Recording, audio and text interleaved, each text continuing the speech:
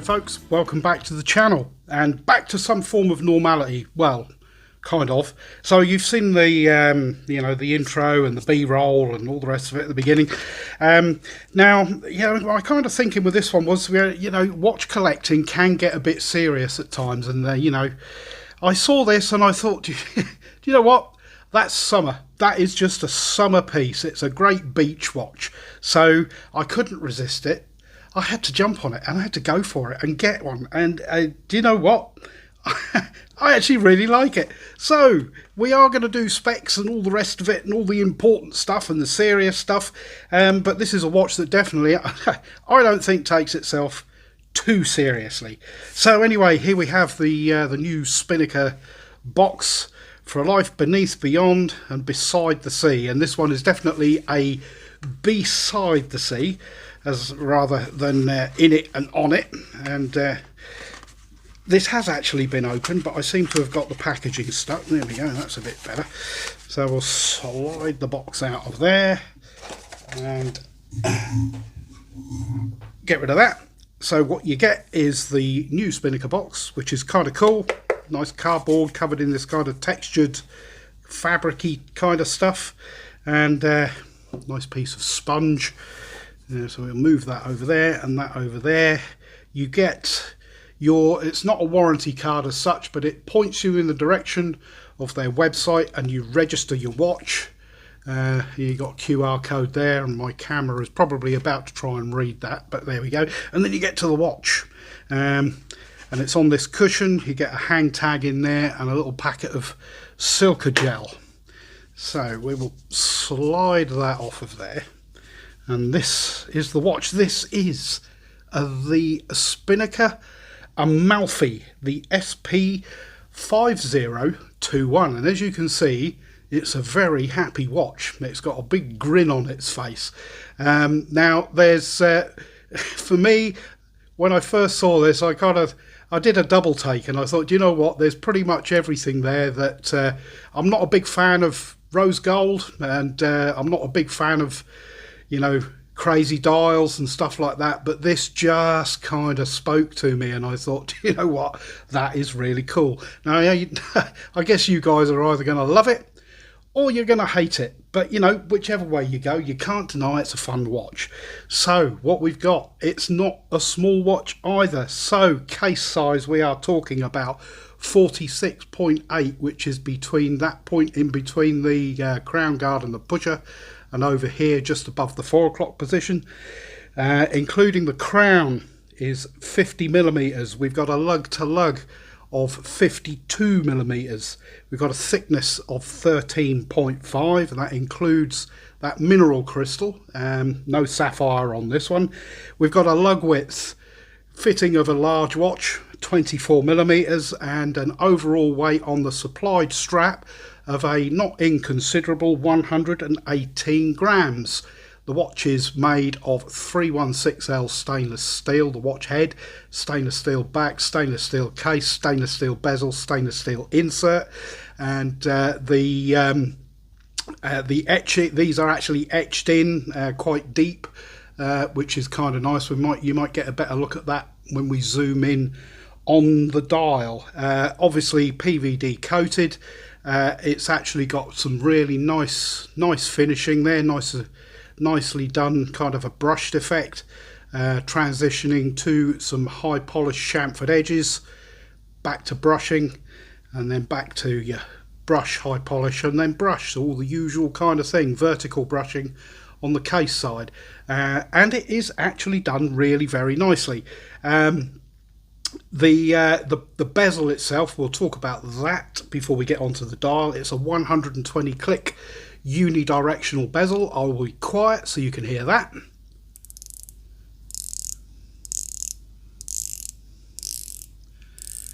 It feels very nice, just about the right amount of kind of tension and feedback on it. There's no bounce, no back play, so yeah, no issues with that whatsoever. So moving in on the dial, what we have got here, as you can see, is a chronograph, and we have on the Rehawk we have got a tachymeter marked around the outside there, and then you've got your first 15 seconds has got those white chevron markers.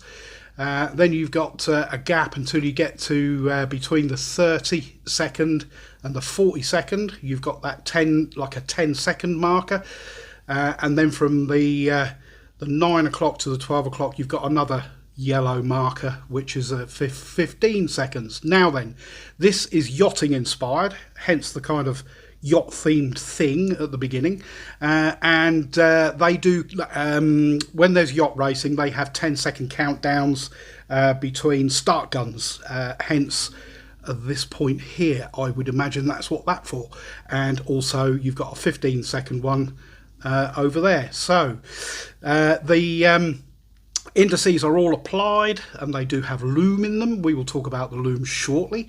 And then at just below the 12 o'clock, and hidden underneath that seconds hand, is an applied rose gold coloured Spinnaker logo. You've got the two rose gold circle kind of surrounds around the sub-dials. You've got your running seconds, which is situated at roughly the 2 o'clock position, and as you can see, hopefully you can see, that hand with a nice little yellow tip on the end is hitting every single marker, which is nice to see. The one across the other side is for your chronograph, and that is a 30-minute counter. Then you've got an applied Spinnaker logo, and then printed chronograph under that. Then you've got your yellow arrow, which points at the date, which is set inside that rose gold window there. And obviously we've got this, I guess you could call it a skeletonized date wheel, yellow on black. So lots and lots of things and stuff going on. It's a very, very busy dial, but I think it's just a really cool summer watch. To use the chronograph, it has got a split timer, so we will start that off. There's no click. The movement inside this, it says it is a Swiss movement. I think what it is it's Swiss parts, but it is assembled in the Far East. And that's as much as they say. Whether that is Japan, Indonesia, China, or what, I do not know. But anyway, as you can see, it ticks away at 4 ticks per second. So we have that kind of pseudo sweep of a mecha quartz. You can stop it. So we will stop it there by pushing the bottom button. And then when you start off again, it will catch up. So we will give that a press and off we go. And that's your split seconds timer. I will leave that running for a moment or two. I don't know if we're going to be able to see much of that minutes hand going round at the moment, but we do have here, we have a screw down crown.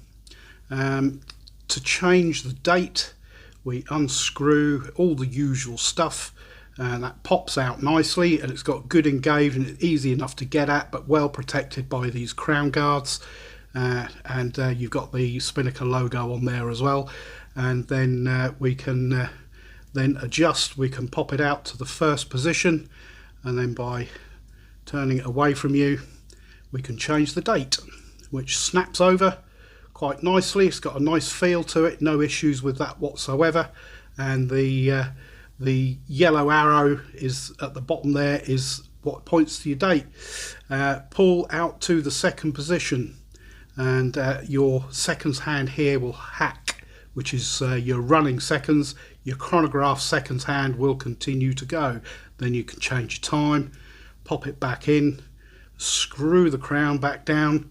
There's a little bit of grittiness, I think, just a little, but it's okay. I've certainly had worse. What we'll do is we will now stop that chronograph. There we go. And then to reset, if you keep your eyes on the seconds hand and the minutes counter over at the 10 o'clock, they will now reset. It's not a snapback, it's a kind of a smooth flow one to get back to 12 o'clock. Everything kind of lines up pretty well. So yeah, nicely made, nicely put together. The loom on this is, I'll put some loom shots up now so you can see that. It's okay. The hands are better than the indices. It's quite nice that you've got some loom in the running seconds hand and also the chronograph minutes counter as well, and obviously on the chronograph seconds hand. So yeah, all the loom is all the right places. It's not fantastic, not over remarkable. The indices I'm going to go with a little bit on the poor side. Could have done with a bit more of a heavier application of loom, but the hands do, the main time hands do last pretty much through the night, obviously, but they do dim down. We have a 100 meters of water resistance, so what we're going to do is we'll just work our way round to the back of the watch, and as you can see, we've got this fitted silicone strap, and that does taper down a little from 24 down to 22, and we've got a signed pin buckle clasp, 2 sliding keepers which are both in silicone, and one yellow and one yellowy green. So yeah, all adds to the colour and the fun.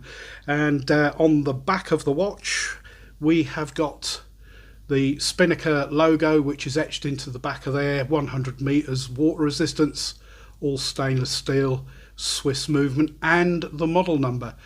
Screw down case back, and yeah, everything in order there. Nicely fitted strap in there, and this these kind of ribs in here which let your wrist breathe.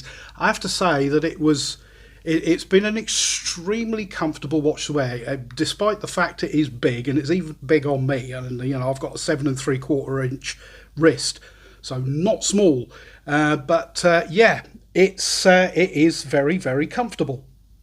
So yeah, I think for a good fun watch, a good beach watch, and just something that's just, not particularly serious. And price wise, I didn't think it was massively expensive. The full retail of these is around about the 220 GBP mark, but you can pick these up for brand new for around about £100. So if you want something fun to put on your wrist, definitely. I mean, its build quality is very good. The materials are very good. The movement, whatever that is, I mean, it works fine. No issues with that. And I quite like the Mecha Quartz, chronograph side of things as well. The bezel feels good. So yeah, I really quite like this. So, if you don't, then let me know. Let me know what you think of this. I know there's going to be a good number of you going to say, well, it's way too big. Well, yeah, not much we can do about that. It is what it is. But yeah, that has been the Spinnaker Amalfi SP5021. If you like this kind of content, and if you like this kind of watch, please give me a thumbs up. Let me know what you think in the comments down below. Is it too silly for you? But do you just see it as a great fun piece just for whacking on and taking down the beach or down to the woods or wherever you're going to go? But yes, please like, comment, subscribe. Don't forget to hit the notification bell so you get notified when I upload any more content. But that is it for now. Thank you very much for watching. Oh, before I go, there is a giveaway running. I will leave a link to that somewhere or other in the description or in a card up here, or maybe even at the end of the video. Don't forget to head over there and get yourself entered into that if you're not already. But that's all I've got for you for today. Thank you very much for watching, and I will catch you all in the next video. Cheers for now.